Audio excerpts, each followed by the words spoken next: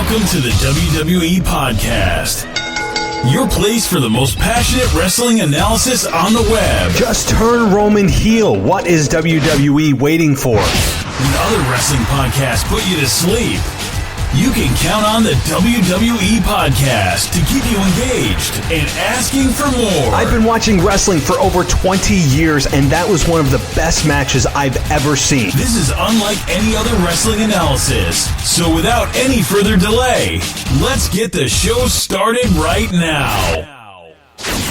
Hey guys, welcome to the WWE Podcast. Thank you so much for joining me on this Tuesday, November 12th, 2019. Thank you so much for choosing to be with us. So many options out there, and I appreciate you taking the time to dive into pro wrestling, the sport that we all love, right? And so thank you so much. We're going to get to the Monday Night Raw review in just a moment. But first, I'd like to talk about the sponsor of the show quickly, and that is the truthpodcast.net. With the Great Awakening fully underway comes the only podcast where no topics are off limits. It's the Truth Podcast. Question everything. Discover the truths about topics you were never taught in high school or college. Learn the uncomfortable and inconvenient truths about life, culture, and politics. Now available on all major platforms, including iTunes and Spotify. You can also check them out on social media, on Twitter, at Truth Podcast QE, on Facebook at Truth Podcast QE, on Instagram at, you guessed it, Truth Podcast QE, and as I mentioned at the very beginning here, they do have a website, truthpodcast.net. So check out the Truth Podcast. It is a very intriguing podcast, and I can guarantee you'll be coming back for more. If you love video games, tabletop games, or are generally nerdy, check out cycleanddredge.com and listen to You Died of Dysentery or Nerd Speak. You Died of Dysentery is a weekly podcast that covers a full range of gaming topics, from video games, tabletop games, and everything in between. Do you prefer things like Dungeons and Dragons, Magic, Zombies, Star Wars, or Star Trek? Then listen to Nerd Speak. Nerd Speak is Cycle and Dredge's new all-nerdy show. Subscribe to both You Died of Dysentery and Nerd Speak on Apple Podcasts, Google Podcasts, Spotify, CastBox, Radio Republic, or anywhere else you find podcasts. Don't forget to visit cycleanddredge.com and enter their monthly giveaways. You can also listen to them directly on the website, too. And, oh yeah, they record live on Discord every Friday night. So don't forget to join their Discord, listen to the live shows, and be a part of the podcast. The Discord link is on the website. Again, it's cycleanddredge.com. All right, guys, welcome back to the show. And again, I have Zach Smith with me, a patron from patreon.com and longtime patron. Much thank you for the patronage and loyalty to the show and support of the show. And so he was one of the beneficiaries of the special I ran where, hey, you could sign up or up your tier and you could get on the show. And he took advantage of that, and it's much appreciated. And it was a blast talking with him. I mean, he very well spoken, a lot of wrestling knowledge, good chemistry, everything that you're looking for in a guest of the show. And it was a blast, and we'll definitely have to have him back on the show in maybe a semi-regular capacity. We'll see. But if you'd like to get yourself on a Patreon, you head on over to patreon.com/WWE podcast, and you can get yourself also on this show for a podcast, and you can get yourself in an ad-free experience where no ads and plugs exist, and it's just a streamless listening experience, or streamlined. I don't know, one of the two words, and it's really a much better listening experience. I subscribe to other podcasts that I am a part of on Patreon, and I get an ad-free experience on those, and trust me, it is just so much easier to listen to, and it's a blast. So I would encourage you to do that, and also head on over to the website where you can listen to the show, but also there's articles. I'm posting articles on a weekly basis from our contributors, our awesome contributors that are publishing on the site on a weekly basis, talking about all forms of wrestling, and not just WWE. I mean, I know that it's the WWE podcast, but there was one that recently just got put up by Nick Da Silva, who had a article today just published on Jon Moxley and the rebirth of his character. Very well written, and I'd encourage you guys to check that out. So just heads up on the website. And that's pretty much it. You guys know where the rest of the podcast lives: CastBox, Apple Podcasts, Spreaker, Spotify, iHeartRadio, and just like a zillion others. Radio.com as well, which recently got on there. So Alrighty, well, I think that's pretty much it. I'm going to leave the rest of the show to Zach and myself as we cover Raw and his start in wrestling and what brought him to wrestling and a ton of other stuff in between. So here it is. And don't forget, I'll be back tomorrow night with a special guest. Lots of guests this week. So just stay tuned, and we got a lot of shows for you this week that are going to be a blast. So until then, guys, I'll talk to you next time. Alrighty, guys, welcome to the WWE podcast. Right now, I am joined by one of the patrons, a very loyal patron, and his name is Zach Smith, or Zachary Smith, depending on which one you'd like to go by. I'm guessing Zach. And he's from Florida, in nice, sunny, warm Florida, where we got, he's sitting and bathing in probably 65, 70, maybe even warmer. We got some snow today up here in upstate New York as winter starts its 10-month-long journey here in upstate New York. And he's a 15-year wrestling fan, so definitely knows this stuff. And right now I'd like to welcome Zach to the show. How you doing? Matt, I am doing fantastic. I am sitting here in shorts and a sleeveless shirt, Matt. I want you to understand what's going on down here in Florida. I got to enjoy some Monday Night Raw. Enjoy might be a strong word, but again, I do just want to emphasize I don't even need sleeves on the shirt. Oh my God. As I'm sitting here, I mean, that's so funny you say that, because right now my wife and I recently moved into an apartment, and the only room that we have available for me to do this because the baby's sleeping is in my garage. I've set up a little studio area, and I am actually wearing a jacket in my garage right now. So that is really funny you mentioned that. So great, thank you so much for rubbing it in, and anybody north of Virginia will really appreciate that. Zach, so just let everyone know, kind of introduce yourself as far as what got you into wrestling and some of your favorite memories. Absolutely. Well, thank you very much. Well, again, my name is Zach. As you said, I have been a wrestling fan about 15 years on and off. I think what originally got me into it is, as a lot of people, is I was a young kid and I had seen wrestling as a kid, but nothing had really stuck in my head. You and I were talking about it just before the show, and the first thing that I remember was one of the setups to one of the first Elimination Chambers, because I was flipping channels and I heard what I now know to be Edge's theme come on, and I saw Edge come out to the ring, and I saw one of WWE's classic everybody get in the ring and argue but nobody fight segments.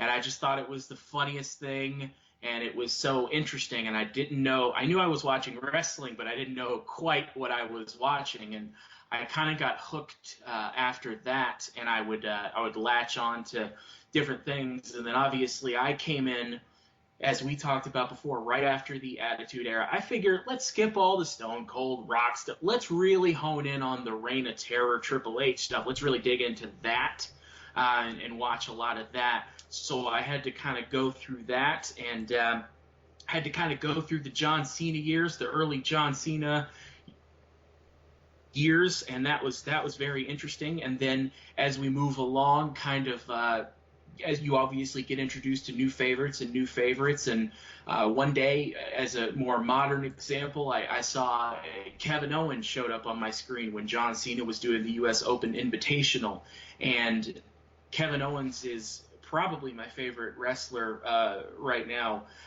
He showed up with the NXT Championship, and I did not know what that was, because NXT was just this variety show where Daniel Bryan was trained by The Miz somehow, and I got more into NXT, and I started watching NXT religiously and things like that. So I've moved on and on and on, and now obviously with AEW coming along, now I get to watch that as well. And now I feel like my cup runneth over with wrestling, and it feels good to have real good actual quality wrestling to come where I came from to where we are right now.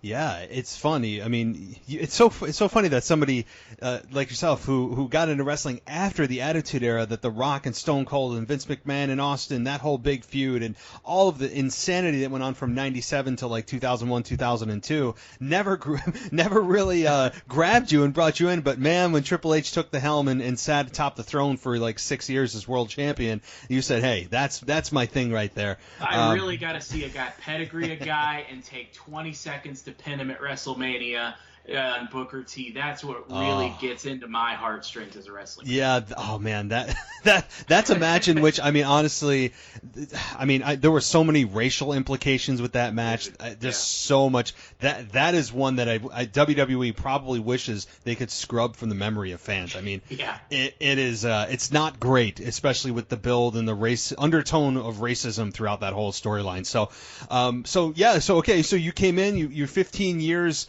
of a veteran in terms of watching, and now here we are. We've gone through, quote, the dark ages of wrestling, where, I mean, there was no farm system anymore. There was no Monday Night Wars. There was no true competition for WWE. Fast forward to 2019, and here we are, 7 weeks into an AEW NXT Wednesday Night War rivalry, as it's going on as we speak. And so you mentioned that wrestling seems to be back. I agree with you. And now the NXT storyline is being the main focus of WWE, the central storyline as we get into Survivor Series. So what do you think about the NXT and AEW rivalry and the injection of NXT into the storyline of the main story, which is on SmackDown and Raw? What do you think about all this? I thought it was really interesting that AEW was going to be going to Wednesdays and was going to be going head-to-head with NXT, because if you told me I could only watch one of the three, it would be WWE brands, it would be NXT. That would be my choice. And when AEW came along, I was immediately on board with it because it is something different. WWE has been complacent for far too long as king of the castle. And so I made it a point to watch AEW live and then go back for NXT. So it's definitely like it feels like watching your two kids fight each other, but it's so fun to see actual competition again. And this time the competition isn't based on who has the most salacious story as much as it is the story, and the competition is based on wrestling and emotion. And that's really cool. And for NXT, while the circumstances were certainly iffy on why it happened, the fact that SmackDown was literally and figuratively taken over by NXT, not only by superstars and by Triple H and Shawn Michaels, but almost seemingly by the production staff and the decision makers behind the scenes, was so much fun to watch Shayna Baszler show up and then watch Adam Cole go face-to-face with Daniel Bryan and watch all these superstars who were always kept separate. And that's one of the things that never grabbed me about Survivor Series, is that there were no real implications for it, and it never really felt special because Randy Orton can just go RKO Brock Lesnar on the other show because he feels like it. In this case, NXT really feels like it invaded the two shows, and now Survivor Series is the most exciting one to me that it has ever been, because you legitimately have an outside force that's coming in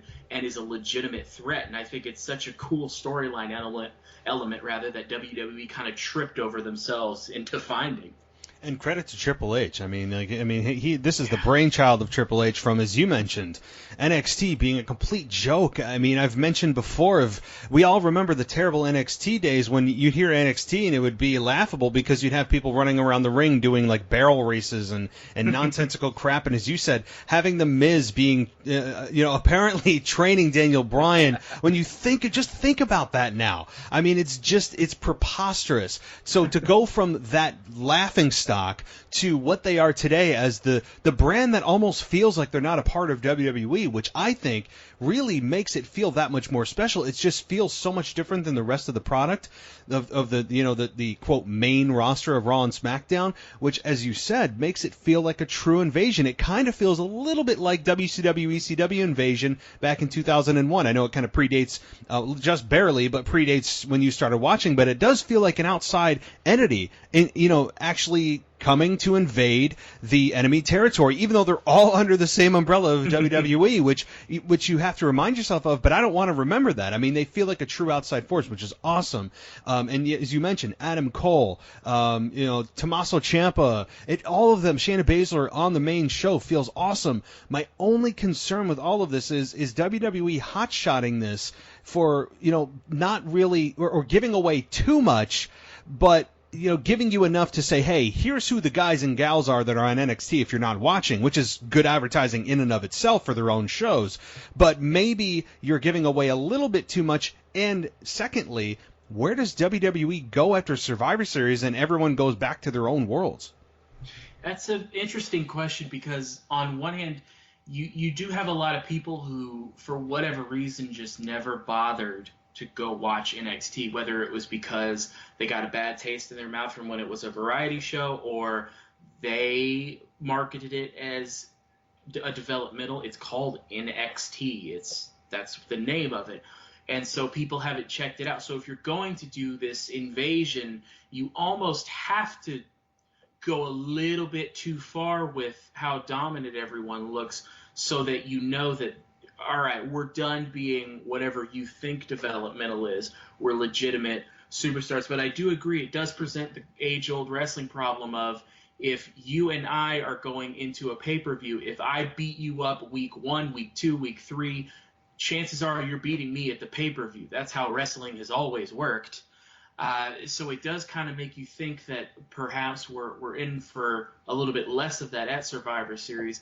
And what should happen after the pay-per-view and everybody goes back to their shows is that everybody has been kind of raised up a level because everyone's gotten new exposure against new opponents.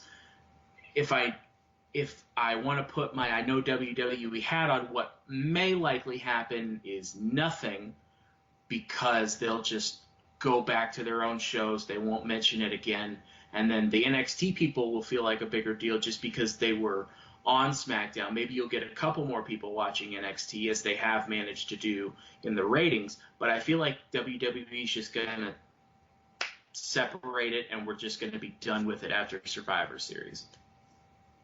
Yeah, I think I'm with you there. I think that what they're going to do is, like you said, almost pretend it didn't happen, because if we all really think about this, and every year I say this, I've been saying this since they implemented this silly brand supremacy. That's what's on the line. I mean, like, this brand supremacy that just supersedes any personal rivalry, anything that's going on. Everyone just bands together because they're fighting for their brand, even though they didn't choose to be on that brand. They were drafted there and were told that's where you're going. Suddenly, everybody puts all of this aside and says, nope, I'm red, I'm blue, I'm black and gold, and that's what I am for life. I mean, NXT I can buy a little bit more as to them being loyal to their brand, whereas Raw and SmackDown, it's just a concocted, forced rivalry that comes up every year, and all of all these enemies that are at each other's throats, and for the other 11 months.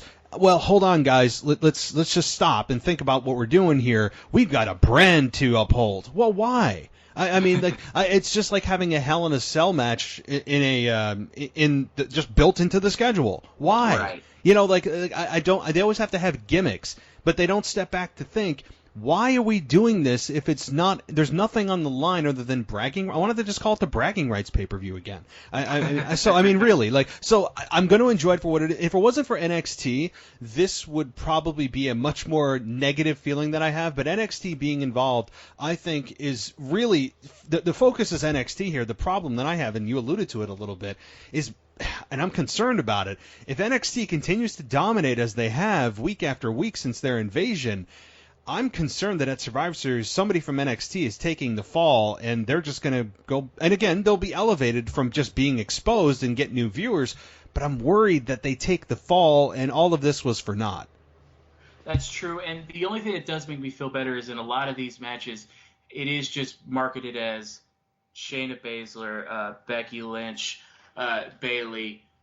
The three champions are facing each other. There aren't titles on the line, which makes me feel better in that you can have Shayna pin Bayley to win that match and everyone still keeps their titles. That does give me some hope in the fact that, maybe Roderick Strong steals a victory over AJ Styles in their match, or even if AJ Styles beats Roderick Strong, at least Roderick Strong stays NXT North American champion. There's still ways out of this where you could keep your superstars looking strong, especially in triple threat matches where they've had a couple now, where you can have them steal victories. NXT could still look stronger and your brand doesn't look weaker. I just hope that that's the way that they look at it.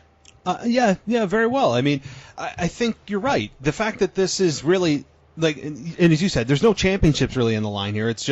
It's all about brand supremacy. Everyone's keeping their belts. Everyone's going to stay champion through at least TLC, which is the next pay-per-view, and then we're on to the true road to WrestleMania starting January 1st. So after Survivor Series, we all know it's just a cyclical lull. Typically, there's just a lull in okay, it's the holidays, it's Thanksgiving, Christmas is here. Let's ramp this up after after January hits. So all right, well, moving on a little bit from the NXT storyline, which I think is a real highlight, and seeing these guys and gals is just awesome. It feels new. It feels fresh.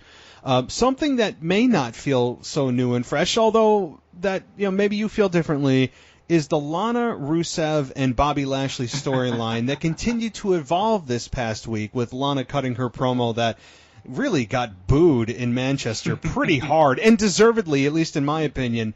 And so I'm not going to dive too much deeper into it. I want to hear your thoughts about this whole thing and what happened this past Monday. I just feel like Rusev and Lana and Bobby Lashley are all very talented performers, and I would have thought that in a company with so many writers and so many wrestling minds, you could come up with something better than he's a sex addict, I'm pregnant, well, no, you're not, well, no, I'm not, how dare you, and then that just leads to a beatdown. Every week the story has just been, oh no, they're coming out, something stupid is going to happen, and it's just, wrestling is a soap opera anyway, but at least a soap opera that's could be about a championship. Whoever wins this, whatever this is not going to look better coming out of it. When Rusev is victorious over the evil Bobby Lashley and finally swoops Lana off of her feet and plants her with a kiss on the ramp as pyro goes off, I'm not going to be thinking, oh, what a hero. I'm going to be thinking, all right, well, I mean, you did this with Dolph Ziggler too, so this seems to be kind of a pattern, so maybe you guys should work on some stuff. This is not good for anybody, I don't feel like, and I just feel like there's better stuff you could be doing with these people other than a rehashed, trashy storyline that it doesn't seem like anybody cares about. And you're right, they did boo it out of the building, and that's exactly what they should have done, because nothing is happening. It's a placeholder because your show's too long. Yeah, I mean, this is where I need to make sure that I don't cuss on my own show. It's I mean, seriously, I understand what they're trying to do. WWE has been trying to run from their own identity of being a professional wrestling company, and I've said that forever, that they are, whether they like it or not. They've been running from their own identity for as long as I can remember, because they're almost ashamed to be a wrestling company, and they will say that they're not. So they throw in this entertainment nonsense that is Vince McMahon's brainchild, and creative does it because they say, hey, we have to please Vince. We don't really want to, we want to please Vince, not necessarily that is also going to align with what the fans actually want. So this is clearly a Vince McMahon special. I mean, this is clearly from Vince. So this isn't the worst thing Vince has ever done. I mean, I'm sure you've heard me say that. This isn't the worst thing. It's not. We can think of many things that are worse, but this is starting to tank pretty quick. I mean, it's starting to get down there now on my, top 20 of the worst things Vince McMahon's ever come up with. And I think the worst part about this is not necessarily the idea of this story, because I know what they're going for. It's the execution that has been very, very poor, because it doesn't even make sense for this, because we start at 100 miles an hour of all of a sudden Bobby Lashley and Lana are making out. Then they're, publicly flaunting her own adultery on national television. And then she said he's a sex addict, but he's not. But then he is. And then she said Rusev wanted to get her pregnant, but that's not what happened. But then this past Monday she said she's pregnant, but that all ended up being a lie. They're all over the damn place. I don't even know what they're saying or doing. And Rusev looks like a fool for sticking with somebody who you have to force or try to convince to be with you, which is reverse logic. Think about anybody that's been in a real relationship in real life.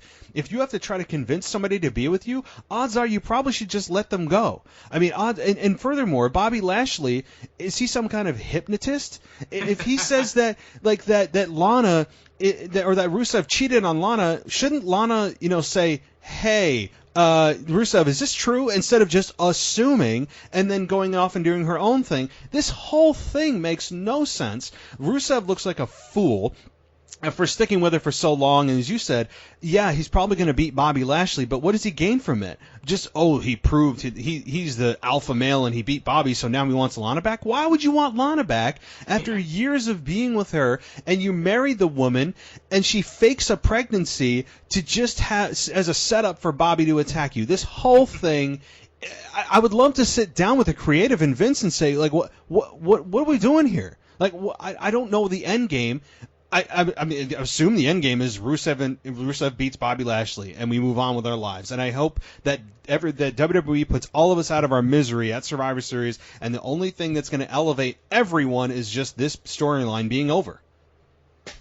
Pal, it's funny because he's making out with his wife. That's creative. Yeah. Pardon my poor Vince impression, but it couldn't possibly be anything other than Vince thought it would be really, really funny to have Bobby Lashley make out with Lana, because he knows that wrestling fans know that Rusev and Lana are really married. I can't possibly think of what in game there could be beyond, oh, what a great moment it'll be, which it won't. It'll just be okay, great, we're done here.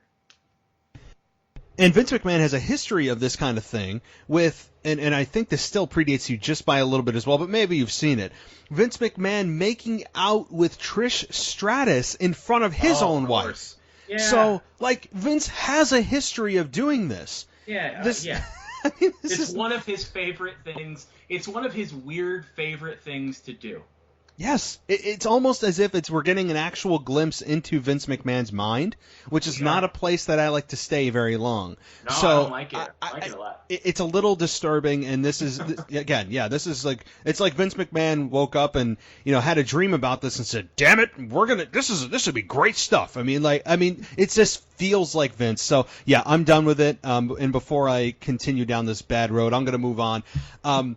Seth Rollins. Now, Seth Rollins this past week went from potentially from last week with Triple H coming out and saying, "I know what your next move is, Seth. Why don't you come join NXT?" to this week being the flag holder for Raw and having a rallying cry for Raw to, no, this is my home, this is where I'm staying, and suddenly he's the rah-rah Monday Night Rollins guy that is back and he's on a mission, and I don't know. So the crowd still, if you notice, and I'm sure you have, not really behind Seth. Seth's in some trouble in terms of babyface character. I mean, he hasn't really had a whole lot of support after facing The Fiend because, hey, the people love The Fiend. He's impossible to turn heel. The people love The Fiend. Then you put him against NXT guys. He's going to get booed because NXT is the shiny new toy. It's cool. The NXT guys feel like a true third brand. So WWE's not doing themselves any favors. And then he goes this week against Walter, an NXT UK champion. When they're in the UK, are they purposely trying to turn him heel? Are they not? Like, what the heck is going on with Seth Rollins, do you think?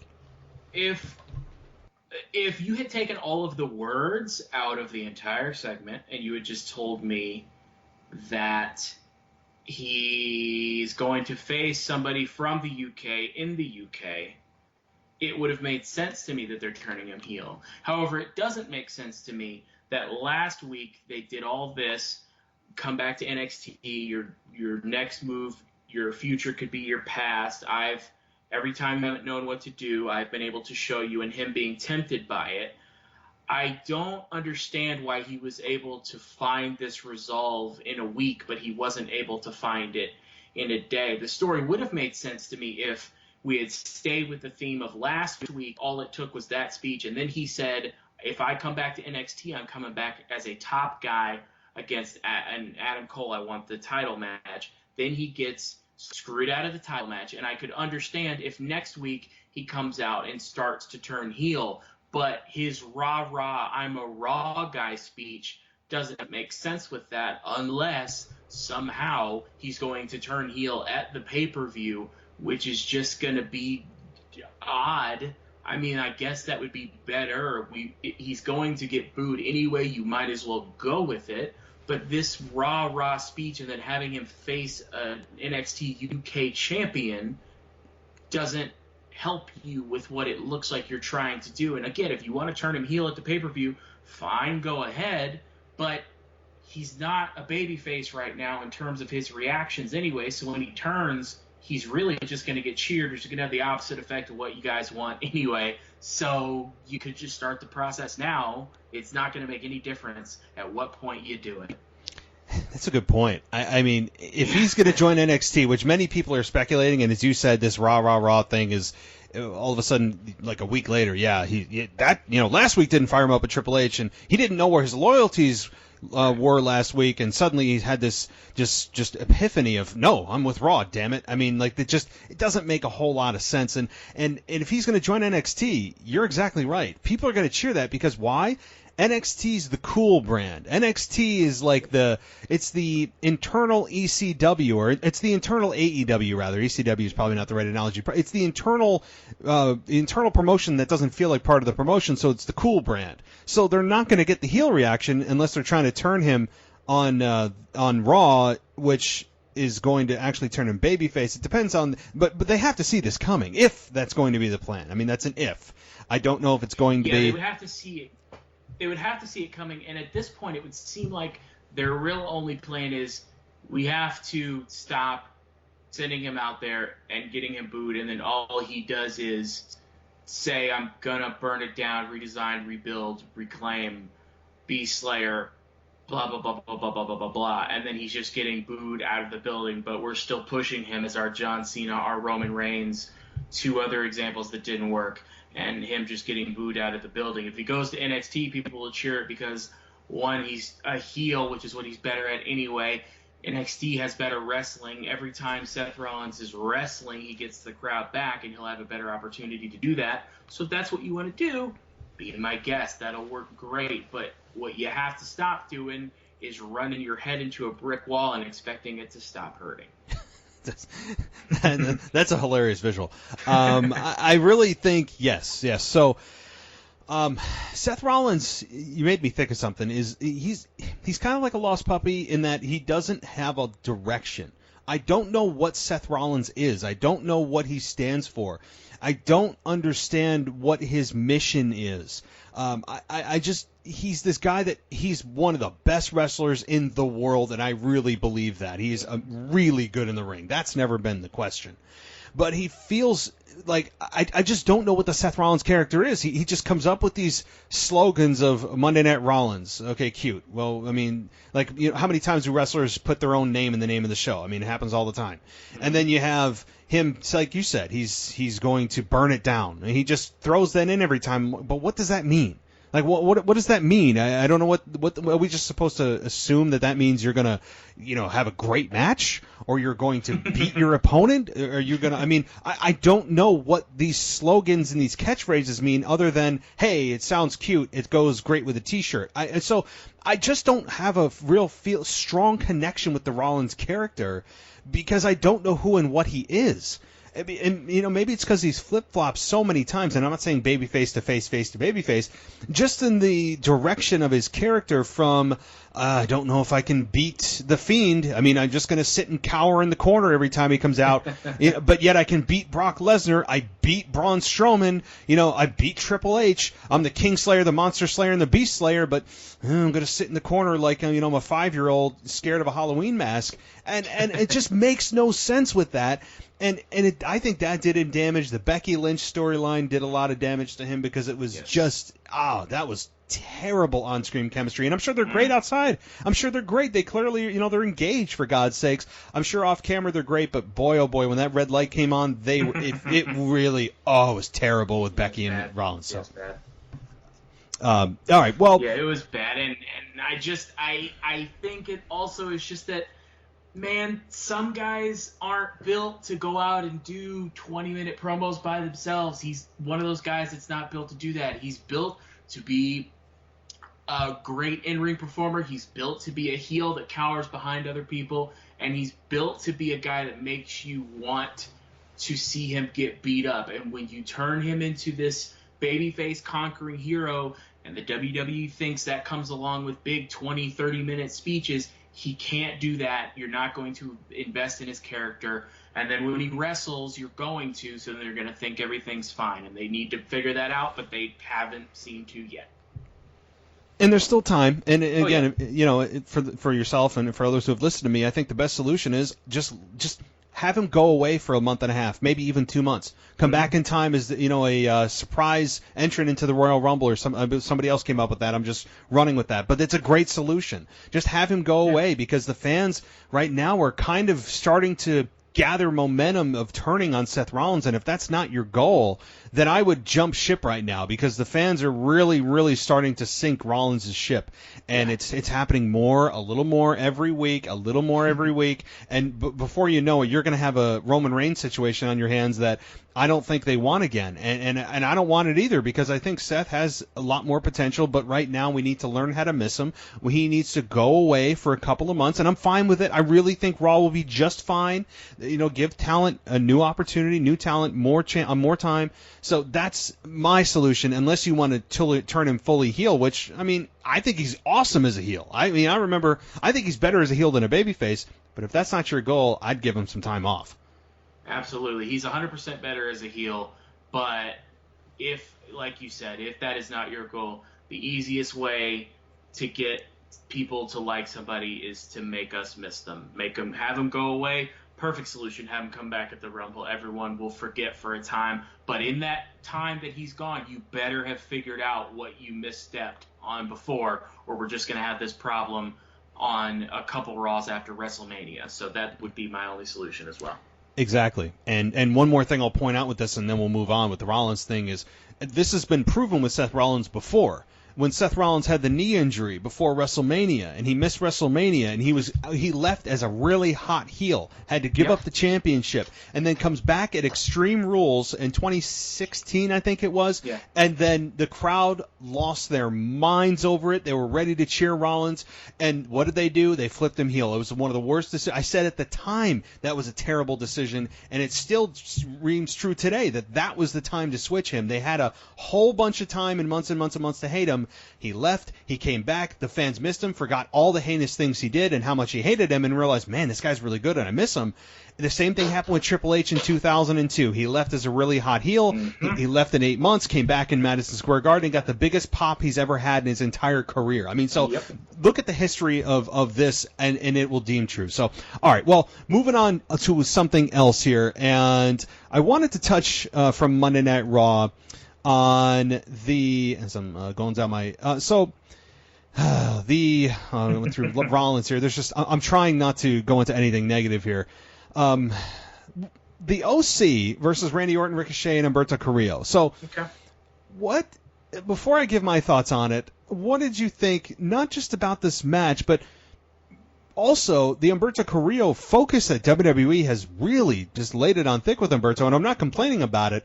But they've really just kind of cherry-picked this guy and said, you're going to be wrestling Daniel Bryan, or you're going to be wrestling all these top guys the next month. What's all this about, and what did you think about the match? That is interesting that they've done that. The match itself was interesting. I mean, it's kind of just another in the series of, well, here comes Survivor Series, so here are some of the participants, and, you know, it's kind of that, and that's fine, and taking it for what it is, it's usually just a fun way for guys to show off some of their high spots and some of their finishers, and the RKO is always fun, so it's probably going to be in there somewhere. Humberto Carrillo is interesting because I saw him a couple times on 205 Live, and I thought he was really good, but I never, ever thought that when he got drafted to Raw, I thought he was just going to be on a couple of matches that performed better than expected. Maybe he'd get on a pay-per-view pre-show. I didn't think he would ever wrestle Seth Rollins in the main event of Raw. This feels very much like a Paul Heyman kind of project, where it's something where they see something in him where he can be one of the next guys, and they're in a situation where maybe they feel like they need to start building on their main brands. They need to start building more stars, but it definitely does feel like they are focused right now on Humberto Carrillo. But interestingly, they've put him in these situations, but he hasn't really won. And at a certain point, if he is going to be that guy, it's not going to be enough to be like, well, Humberto Carrillo took him to the limit tonight, but he just came up short. I mean, eventually, if you want him to be that guy, he's going to have to start winning these matches. But, I mean, he's definitely got all the skills you would ever want in somebody to be put in that position. He's got some personality stuff to figure out, and he'll obviously either need a manager or something like Andrade would. But I mean, I'm certainly not mad at it. Just kind of came out of nowhere. And I mean, like I said, if you are going to do it, you're going to have to start really doing it. Yeah, you're right. I mean, I think he is going to have to start winning some matches. And you're right. I just don't know if he needs to start winning matches against the top guys on Raw. I mean, I agree that maybe he can get like a roll-up victory or something. And as you said, taking them to the limit. That's one of the announcers' favorite sayings, that one of many that they have that they just recycle every single week. Yeah. And that is true. And he has put on a really good showing. He has shown that he's a player. He has shown that he belongs. And I think that's the message that is being sent here. Not necessarily that he's ready to compete at that level in terms of just shot into the main event, which I don't think is the right thing to do, and I don't think they do either. It was just a way to say, hey, we're establishing this guy, not just slowly, bringing him up, but saying, boom, he could compete at this level. He just needs a little bit more time. So I'm okay if he doesn't get any victories at that level, beating AJ clean or beating Brian clean yet. They're just saying, you know what I mean? So that's my only thing. And as far as this match goes from Monday Night Raw, I'm fine with it. I mean, Orton, Ricochet, and Carrillo defeated the OC, and I mean that's fine. Orton here was the interesting wild card of he RKO'd Ricochet, which, by the way, that was a couple of weeks. Was that last week or the week before? I can't remember. Did you see the RKO that he gave to Ricochet? That was the single, and I've seen hundreds of RKOs. The single most scariest RKO I've ever seen. Yeah, that was I didn't understand how Ricochet did it. I didn't understand how it happened. I didn't understand how he wasn't dead. I just said, okay, here the X sign from the referee's going up. They're going to bring medic. I mean, I just don't know how in the hell that he didn't end up at the very minimum, straining a tendon in his neck or, some kind of small muscle tear in his neck. Not, of course, notwithstanding a broken freaking neck, as Kurt Angle would say. I mean, so that was absolutely amazing. But as far as him teaming with Orton, it was kind of weird. I mean, considering that he did that to him a week or two before then, I just chalked it up to whatever. It's Survivor Series season and everything. All personal rivalries go out the window. Fine. But the match itself was good. And as I said, I could see Orton being a final stay in his Survivor Series team. Randy Orton has a knack for winning Survivor Series matchups and elimination matchups. If you look at the history of Randy Orton, in his Survivor Series history, he has been the last one or the last couple of competitors on his team almost every time that he's been there. So Randy Orton has a good history. I expect him to do 2 or 3 or 4 RKOs out of nowhere. This isn't really a prediction show, but I could see Randy Orton being a big player there. And again, Orton, from what I have seen, has also signed a 5-year deal, 5-year extension with WWE. So AEW can, stop pursuing him if they were even doing that to begin with. And I don't know. So right now, Ricochet is the younger guy. Humberto Carrillo, as we were talking about originally, is also a much younger talent, which is the focus of WWE. And I'm fine with that too. Going back to my first statement, if they're going to establish a new star, and they need to have a guy come close but not just making it yet, that's fine, because I am all about building new stars. Fans need to be patient, and unfortunately in today's gotta-have-it-now age, people aren't that patient, which gets people, who is this guy? I don't know him. Well, everyone has to start from nobody knowing him to, all the way to stardom. That's just how it happens. So if this is nothing more than trying to build a new star, hey, I'm all on board for it. Absolutely, and that's what Survivor Series is often for. That's how we got The Rock. He started as Rocky Maivia. That's how we got a lot of guys. It always sets up, if you're going to have a last surviving member, generally it's going to be a young guy. That's why Randy Orton has been one of those guys before. And now with Randy Orton signed in that multi-year deal, now he's worked with Mustafa Ali a few times. It seems like what he's interested in doing now is working with the young guys and kind of putting them over, still accumulating victories, but making them look good. And I think that's a great role for him because he's great in the ring. And if he's a more relaxed, not stupid version of Randy Orton, then I will absolutely take that in that division. And eventually all of these stars you're building up will break through, and then the entire brand will be better for it. And if this is the starting point of that, fantastic. Let's do it.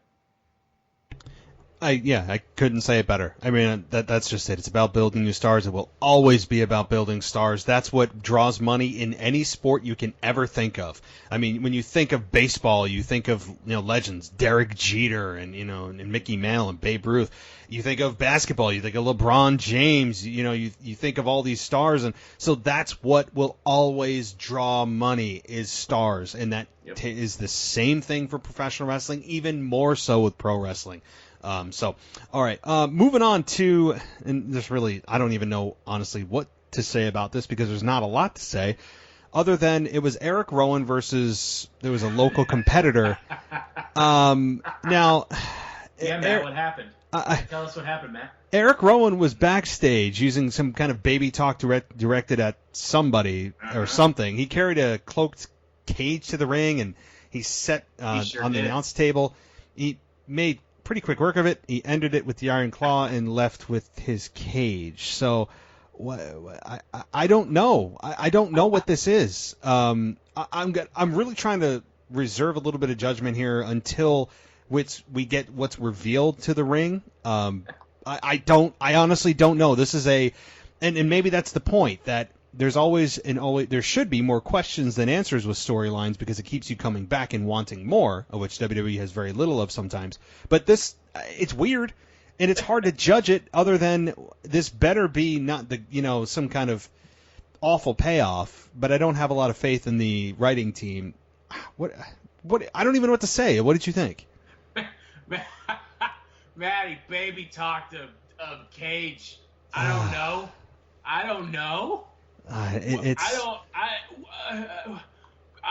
Matt? What could possibly take your best, fondest memories of wrestling and life and all of it? What can you put in that cage that would be awesome and great and exciting, or even like, oh, okay, that makes sense? Because the best I can give you, Matt, is, boy, I hope it's not a real baby. That's what I got for you. If it's I don't even want to go. Oh my God, if it's, I don't, in the PG era, man. Yeah. I just, it might be a real baby. Come on. It can't be. There is just no way. You would have activist groups, and you would have so many sponsors calling WWE and losing their minds. I mean, if this was 1999, 1998, maybe, but this is bizarre. It's so weird. I don't know. It's weird. I can usually kind of think of it in terms of, all right, what could this be? I literally have zero guesses as to what in the world this is or is gonna be or anything. I got nothing. I don't know. Yeah, I mean, we could sit here and come up with stupid stuff, but whenever this is revealed to be, I'm not even excited to really see what it is, because I'm sure that it's going to be something that is a letdown or makes no sense or just goes into some bizarre storyline again with Eric Rowan deciding to, just out of nowhere, try to commit vehicular homicide on somebody. And then, just this thing, I don't know. I'm going to reserve as much judgment as I can until I see what it is. And maybe they'll surprise me, but I'm going to move on here. The Viking Raiders versus Mark Andrews and Flash Morgan Webster. So the Viking Raiders won by pinfall. Pretty quick match here. They caught Andrews running with the Viking experience. I mean, I'm okay with it from this perspective. At least the Viking Raiders, the Raw Tag Team Champions, got a little bit of TV time, and that's insane to say as champions, but at least they're on the minds of WWE to say at least give them 5 minutes, which is a shame, but it's also, hey, better than nothing. So it's hard to judge this match because it was so quick. What do you think about the Viking Raiders here? I mean, getting the victory, but moreover, as Raw Tag Team Champions. I mean, match was interesting only because it was more competitive than I would have thought it would have been, just thinking about who the teams were. Viking Raiders as tag team champions, I wish that I could say that they're like a disappointing championship team, or they're not meeting an expectation, or they're a surprising team. But it's always been a theme of the WWE where they just don't value tag teams as they do singles wrestlers, and they don't value tag team championships. So a lot of times you'll have things like this where a team will get very hot for a minute, and then it kind of turns into this where, here's the tag team champions for a minute, and they have a squash tag match because they don't think they have enough teams. And this always kind of happens where your championship team is almost your least relevant team somehow. It's like they're working backwards from the champions, and this is about what you would expect from a WWE tag team, unfortunately. It is. I hate to say I'm surprised because I'm not. I mean, when they originally won, I was surprised. I was a little bit hesitant to accept them as champions, but they kind of won me over. Their match that they had to win it was awesome, and they had some momentum behind them. And what did WWE do the next week? All but forgotten. I mean, it's just one of those things that once they get to the destination and they do a turn, or like with Bayley turning heel or Sasha turning heel, or they just have no follow up. There's nothing to follow through with, and that's honestly more important than the turn itself or the win itself, is how do you follow up to continue this or explain this more or keep the momentum going. It's just, we got to the destination, our job's done here, hands up, everybody, time's up. It doesn't make any sense that why, and we just see this consistent booking strategy over and over and over. So, I mean, I know that they have a match at Survivor Series, which is good, again, against the New Day, which are SmackDown Tag Team Champions, and the Undisputed Era of Bobby Fish and Kyle O'Reilly, the NXT Tag Team Champions. So, I mean, that's good that they're getting that exposure, but I have a very sneaking suspicion that they are going to be the ones to take the pinfall, probably for the Undisputed Era. 100%. Yeah, they're definitely, of the three teams, they're the most take the fallable of those teams. And on the plus side, that should be a really good match, and the Viking Raiders should get to show off that they are a really, really, really good tag team in the ring. So that would be the plus showing there. So hopefully, even in a defeat that will inevitably happen, they're able to show that, no, we can actually go. And if you give us a chance to actually go in the ring, we can get some stuff done. That'll be the only takeaway I think that you're going to be able to have from what they're going to be able to do based on what they're given. Yep. There's just, they are there, as you said, and I would say, as Jim Ross always says, maximize your minutes. And I think that they need to maximize every second that they're in that ring, because they know that they are the ones that are the not necessarily unknowns, but the ones that probably have the least name brand value out of all of these teams. So yeah, they need to have a good showing. If they end up taking a loss but end up elevating themselves with the performance, then that's a win. So I'm okay with that if that's going to be the goal, and if that actually happens in execution. So a couple of things I want to talk to you about, and then we'll kind of wrap this up here. What do you think so far about Brock Lesnar and Rey Mysterio? I know that Brock Lesnar, I mean, God knows he wasn't going to make the trip over to the UK. What do you think about this storyline so far? And, well, the hell with it. What do you think is going to happen at Survivor Series? Rey's going to die at Survivor Series. That was easy. It's been kind of an interesting story, though. I mean, when Brock attacked Rey and Dominic for, it seemed like it was 10 minutes straight, I didn't think that was going to go anywhere. I thought that was just going to get dropped. And then Cain Velasquez came out, took his shirt off, and looked like, as I just listened to one of your co-hosts' ex-boyfriends with his shirt off. And then he lost at Crown Jewel, so that was fun. Glad we wasted time on that.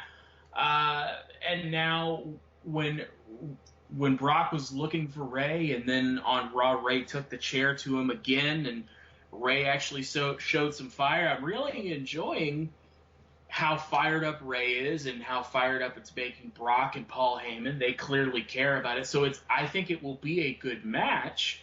I just, I know that Ray's not winning the WWE Championship from Brock, but I mean, I've really enjoyed the build to it so far, and that's really all I can ask. I don't know who else they were going to put in front of Brock first, and at least this one isn't just somebody trying to climb the Brock mountain. It's somebody that got attacked by Brock, and Dominic is going to figure in some way into the match, and it'll be a fun kind of ragdoll kind of David and Goliath thing, and it'll be fun building toward it as we go into the pay-per-view itself. Yeah, it will be. That's also a good point, because Brock Lesnar's matches that he has so far have been kind of very formulaic. I mean, It's just been kind of, can I slay the beast? And, Seth Rollins was the one, and Roman Reigns, to really slay the beast. And it's very formulaic and, mildly successful. I wouldn't call any of Brock Lesnar's programs outstanding and, absolutely memorable. Right. And this one has a different feel to it, because it's not necessarily about conquering Brock Lesnar. There's a deeper emotional feeling for this. There's an emotional connection with Rey Mysterio and his son, who were attacked, and he attacked his son, and he had to watch his son be attacked, and he couldn't help him. And then Mysterio brings in Cain Velasquez, as you said, which was, we all know, just what the F is this? Right. And so yeah, this one has more heart to it. This one has like more of a story than the rest of them. Just kind of, okay, we're gonna see if I can beat Brock, and how many suplexes am I gonna get? And I mean, this one has more. Even though, like you said, the outcome is beyond predictable. You just can't. I can't imagine Rey Mysterio winning this for any reason in storyline at all. There's no reason that Rey Mysterio should win this match. None. Zero. So Brock Lesnar wins, and Rey Mysterio shows some fight. Have a couple of hope spots. Hopefully, it's not a 9-second Kofi loss, and we, Rey Mysterio shows fight, and I think that they will. I don't think that they can go the 9-second road again, and Dominic will show up and probably get F5'd. So I mean, again, this is a kind of an early prediction, a couple weeks out, but that's my thinking. Yeah, absolutely. What about Becky Lynch and Bayley and Shayna Baszler? I mean, what do you? Well, first of all, I know that this was last week on Raw, and this week it was not so much a Shayna and Becky Lynch story. But I have to ask what you thought about that promo between Shayna Baszler and Becky Lynch last week. Yeah, I really know how to pick my Patreon spots, don't I, with my Raw. The Becky Lynch Shayna sit down was really interesting to watch, because you have really Shayna's the first person I can think of off the top of my head that matches Becky Lynch with her same kind of energy. Like Sasha, it was just very confident and had a bravado, but Shayna Baszler has like the same kind of swagger with a little bit of a harder edge than Becky does, and I thought it was just fantastic the way that they were able to go back and forth and play off of each other. So I think it made me want to see them fight immediately, and it did its job perfectly in that I'm already ready to see that match. And adding Bayley to it with everything that Bayley has been able to do with her character, and she's changed a bit in the ring, and she can provide a lot of good promo material too.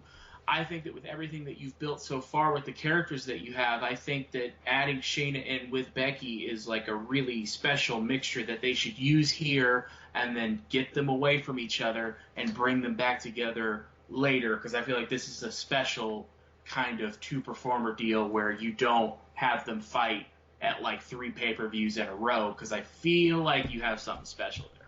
You do. WWE knows it. We know it. You could see it. It's one of those things.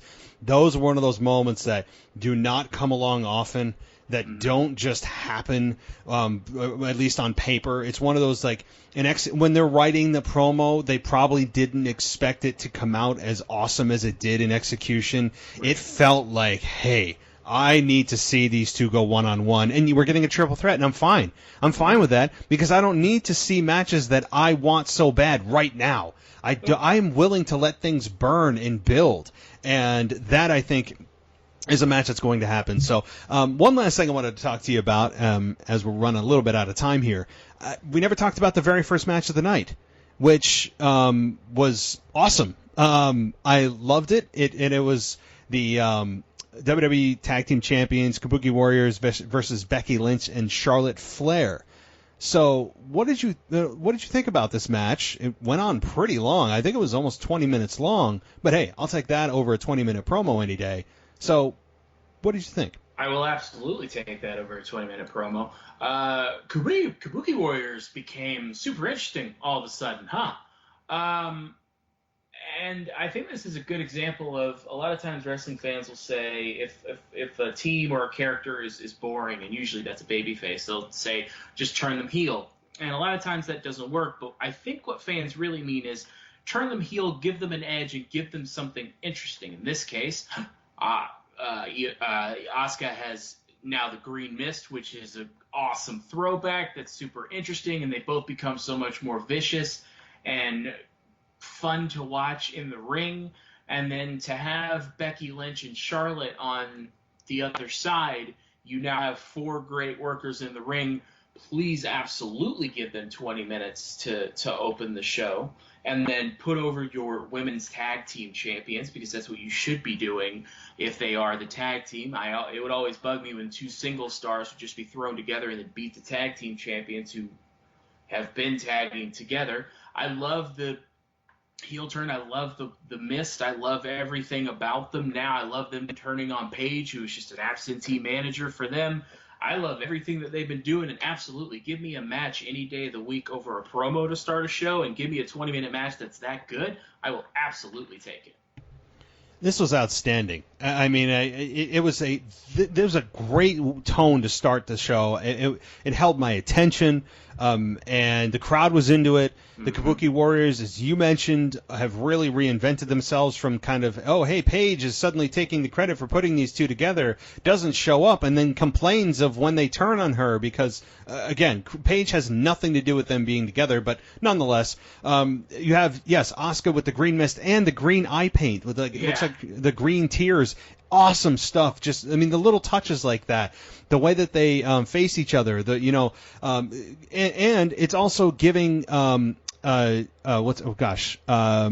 the other one's name? Kairi Sane. Jeez, Kairi Sane. Yep. Kairi Sane. It's also giving her exposure. She had an amazing match with Becky Lynch just a few weeks ago on Monday Night Raw, and she shows it again here. She really is getting and fitting nicely in from NXT up on the, quote, main roster here, if we're even referring to it as that anymore. Yeah. But this was a match that I think elevated all competitors. The Kabuki Warriors winning was the right move because the Kabuki Warriors have been kind of on a losing streak as of late. I'm fine with it. It was a really strong opener. The story made sense. Having Kairi Sane doing those chops to Charlotte's chest was kind of weird. There was that spot in the beginning when she was trying to chop Charlotte and she's just standing there, and then Charlotte, hits her with a chop, and she goes down. And I mean, fine. It's a little bit, a little hokey, but I get the premise. Yeah. So yes, putting these two together has been extremely successful. What I would like to see is a long women's tag team championship run for these two. That's what I need for these two. So awesome way to start the show. Becky and Charlotte being together. It's better than them facing each other because we've seen that, God knows, more than enough. And we'll eventually get back to that program, but I'm fine with it. And having the Kabuki Warriors win was the right move. A+ way to start the show. Yeah, keep Charlotte and Becky away from each other for the opposite reason of Becky and Shayna. I just don't want to see it anymore. I'm all set on that. And yeah, I keep the Kabuki Warriors together. Let them work with all kinds of different teams and all kinds of different people. Let them put people over while they maintain a winning streak, because that's what they should do as women's tag team champions. Let them go out there and do that and show what they can do. To this point, there has not really been a point of these women's tag team championship. It kind of feels like he just threw it out there to have a new thing. Well, now that they're here, actually do something with them and let them be elevated by two people who are really freaking good in the ring and can really do something with them. It was perfect match last night. Now all you got to do is maintain it. You could do it on Raw, SmackDown, and NXT. They can show up wherever. You have built-in great match prospects everywhere around. All you have to do is use them. It's easier said than done, but yes, Yeah, that is true. the actual, yes, that is the true solution. So, all right, well, Zach, I really want to thank you for coming on the show. It's really been a blast. I mean, it's been a lot of fun. You're very well spoken and a great guest, and we'll have to do this again. But before we go, of course, I want to let everyone know, if you'd like, to share any social media or ways that they can follow you. You can follow me at Twitter at ThePride904, also on YouTube at The904, sir. That is it for me. All right, awesome. Well, you enjoy your shift tonight. I know you got to work, and I've got to go to sleep. So and get out of this cold garage, as my hands are. I literally have a one of those space heaters next to me. It's just insane. So as you sit there with. I gotta turn my fan up. It's a little warm in here. Son of a See, it's just awesome.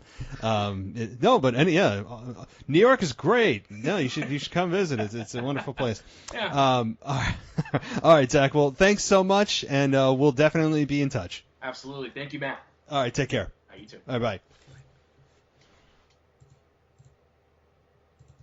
But first, I'd like to talk about the sponsor of the show quickly, and that is the truthpodcast.net. With the Great Awakening fully underway, comes the only podcast where no topics are off limits. It's the Truth Podcast. Question everything. Discover the truths about topics you were never taught in high school or college. Learn the uncomfortable and inconvenient truths about life, culture, and politics. Now available on all major platforms, including iTunes and Spotify.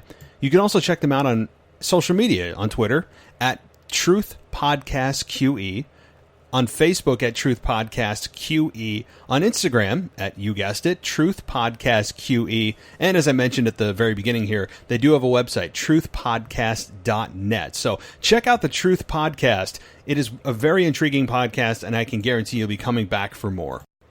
If you love video games, tabletop games, or are generally nerdy, check out cycleanddredge.com and listen to You Died of Dysentery or Nerd Speak. You Died of Dysentery is a weekly podcast that covers a full range of gaming topics, from video games to tabletop games and everything in between. Do you prefer things like Dungeons and Dragons, magic, zombies, Star Wars, or Star Trek? Then listen to Nerd Speak. Nerd Speak is Cycle and Dredge's new all-nerdy show. Subscribe to both You Died of Dysentery and Nerd Speak on Apple Podcasts, Google Podcasts, Spotify, CastBox, Radio Republic, or anywhere else you find podcasts. Don't forget to visit cycleanddredge.com and enter their monthly giveaways. You can also listen to them directly on the website, too. And, they record live on Discord every Friday night. So don't forget to join their Discord, listen to the live shows, and be a part of the podcast. The Discord link is on the website. Again, it's cycleanddredge.com.